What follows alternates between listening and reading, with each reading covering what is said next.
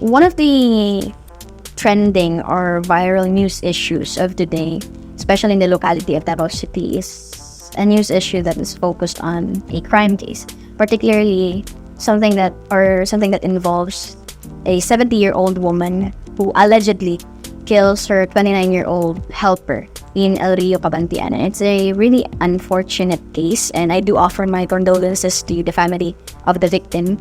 And I think what made this case even more viral, especially in the internet, is because there was like a provided CCTV video of the alleged suspect, or the 70-year-old woman who was dragging the dead corpse of the girl or the victim on the pavements of their subdivision. And it sparked a lot of debate actually on the internet and the comment sections, particularly in social media networks like Facebook, because a lot of people were confused or somehow interested in how the demographic, which is a 70-year-old woman, was able to commit such a horrific thing. I mean, if you're a 70-year-old woman, certainly people would think that murder is certainly out of the question. But as for this case, they perceive that you are not physically capable enough to actually drag or do such crime.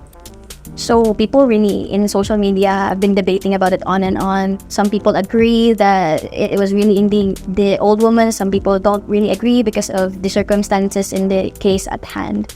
But for the purpose of this project, we will be dissecting and analyzing it under the lens of the agenda setting theory. And this particular theory is a theory that posits that the media has a really big and large influence on the masses on how they perceive information, how they perceive news, how they perceive the issues or the things that are happening around them, because they see the media as something that is really a credible source of authority and information. So they always think that, oh, we're being fed this information. So their perceptions about certain things are being influenced greatly by the media. And aside from that, we will be answering a few questions such as, to what extent does media really influence the perspective of the people, and how did the mass or the audience respond or receive to the information that is being fed to them by the media, and how these media or the media practitioners use certain techniques to somehow manipulate or dictate what they want the people to focus on a particular issue, or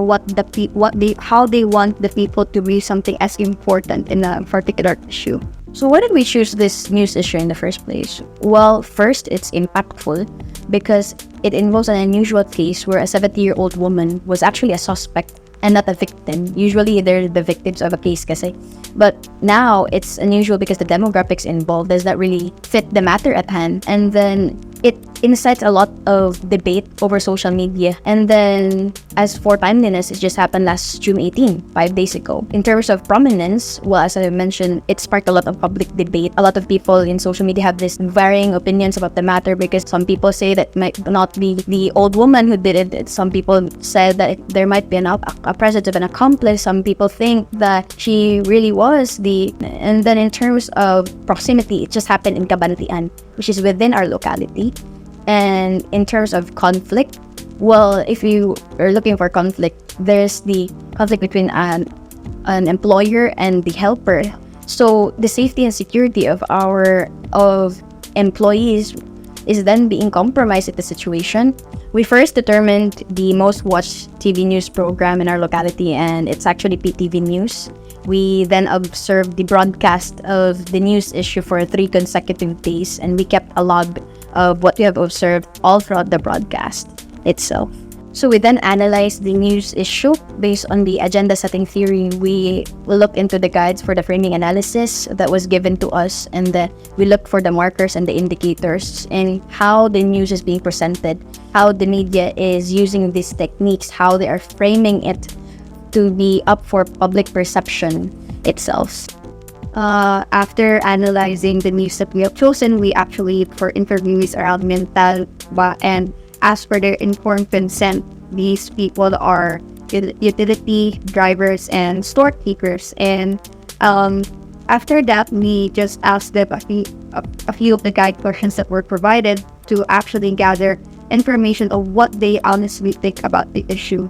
Then after the interview part, we then proceeded to individually read the readings and connect it to our activity, and then we brainstormed in the library to present what we think and what are our analysis about it.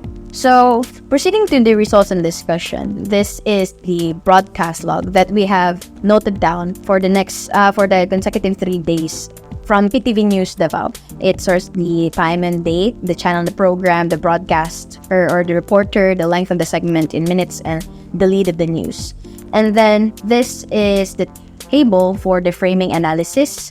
And while this is the table of the analysis of the elements from the TV news or the issue in the program, this sorts the news headline classification, the news categorization, and then as for the prominence, we have really noticed that in the 3 consecutive days of the broadcasting, the characters, personalities, persons involved or mentioned were really just repetitive. The police officials, the bystanders and witnesses, the family of the victim, of course the suspect and the victim as well. And then for the place, they place a prominence that it was in the heart of the city in Cabantian, and then the events was really highlighted that it was a crime or a murder was committed. And this is the entire framing analysis, how the media really framed the news through technical devices and the rhetorical devices, from the headlines, the presentation of the CCTV footage, the identification of the demographics. This is the really important framing that they used, or emphasis on how the 70-year-old woman is the prime suspect or alleged killer, and the 29-year-old helper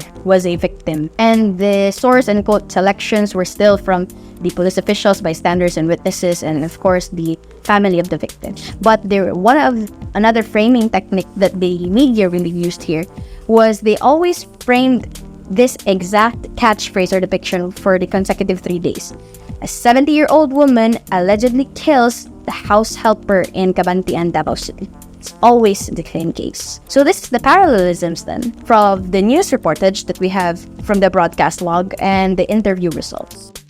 So for the news reportage, we really noticed that there was an extensive mention of demographics, that the 70-year-old woman was really the suspect and the 29-year-old woman helper was the victim. And there was really a focus on their age difference or the power play between them, how the woman is the employer and the helper was the employee. And then for the interview results, obviously all the interviewees knew that about the demographics, how there was an old woman involved and how there was a house helper that was really killed. And then there was a presentation of a CCTV footage. During the news reportage, there was a presentation of graphic photo content. There was a presentation of photo of the suspect, and all the interview results really mentioned how they are knowledgeable about this, how they've seen the video, how they've seen as the evidences, how they're knowledgeable about the horrifying graphic content, and how they recognize the photo of the suspect.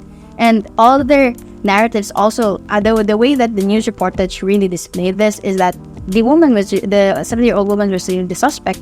So the interviewees really also knew somehow that, it was really the woman who was the suspect because it was shown in the video, it was shown in the photo. And they also cited, and for the news reporters, they also cited sources like police officials involved, the bystanders or witnesses, and the accounts or the narratives of the family of the victim. In the interviewees, this was really extensively seen because they also mentioned these very same sources. They know about the narratives of each source, what could have possibly happened, and how these sources are involved.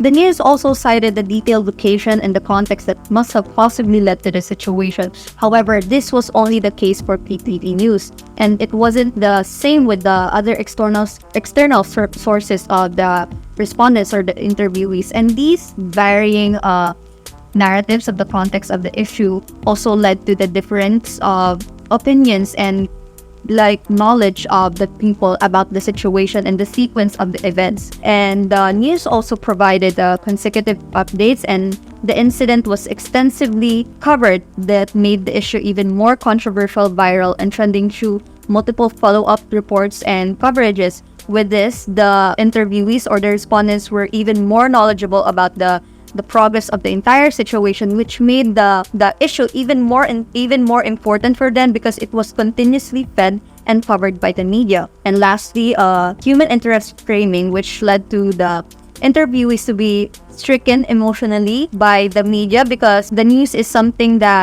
was presented to them as a situation that is very close to the hearts of the Filipinos, because Filipinos are known to be have this kind of culture about kasambahay. And the media knows that, which they really smart to highlight, put emphasis on that.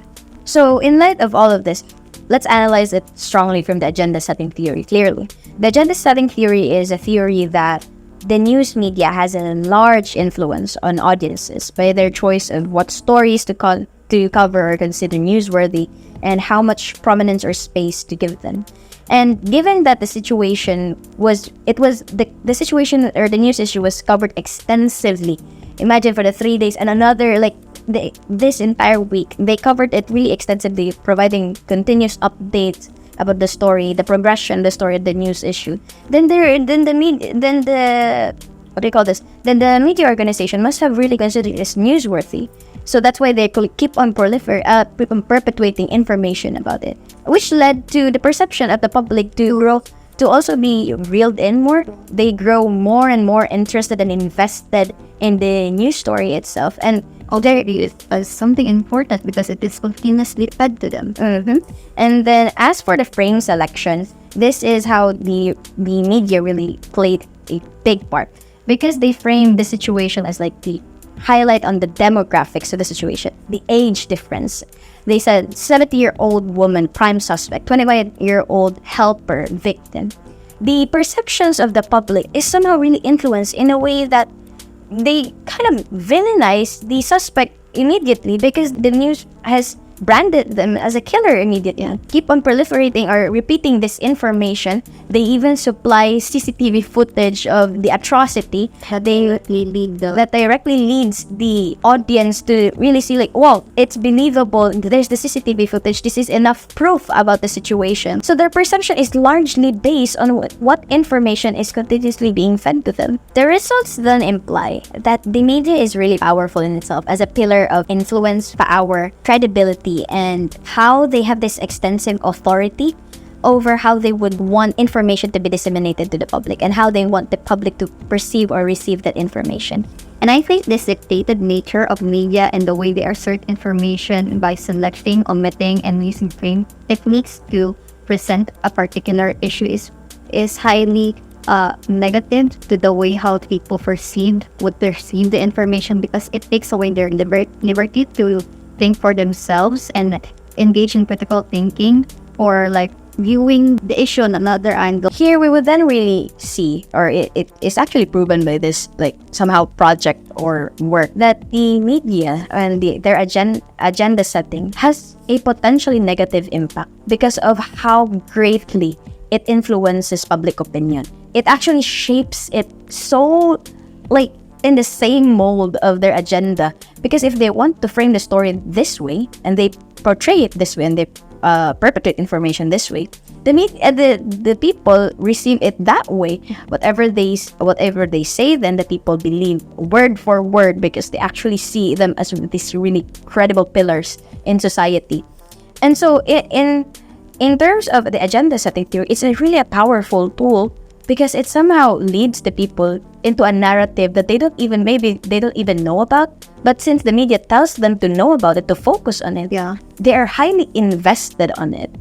The main implication here is that reality is really fickle, because if the agenda setting theory can even frame and select and omit particular pieces of information in the way they frame their news issues, that just means that what the public can have a different version of reality depending on what version of reality is being portrayed to them. And ultimately, viewing this under the lens of the spiral of silence, in this issue, we observed that there were diverse comments under that particular video that was released. However, struck us the most is like how people would group themselves according or engage themselves with people with similar opinions as theirs, and actually add more narratives to that. Though these two theories are really then important on how we explore the relationship and the influence of both parties, the mass media and the public